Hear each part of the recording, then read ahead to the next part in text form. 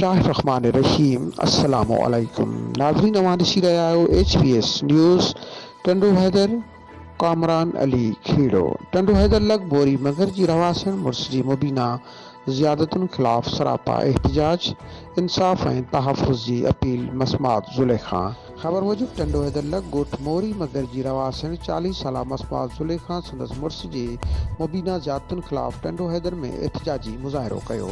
उन मौक़े ते मसमात ज़ुलेखा मीडिया खे ॿुधायो त मुंहिंजो मुड़ुसु नाले अमीर खोसो वल्द बचायो खोसो जेको मूंखे हर वक़्तु मारकुट करे ग़लति कमु करण लाइ ब्लैकमेल कंदो रहे थो, जॾहिं त मुंहिंजे इनकार करण ते मूंखे ऐं मुंहिंजे माइटनि ऐं मिटनि खे मौतमार धमकियूं ॾिए थो, जॾहिं त कुझु ॾींहं घरू अरबरस बि मूंखे तशदुद जो निशानो बनाए मुंहिंजी 8 साला धीउ पठाणी जेका मुंहिंजे अॻूणे मरहूम मुड़ुसु यार मोहम्मद मां आहे उन खे मूंखां खसे फ़रार थी वियो आहे।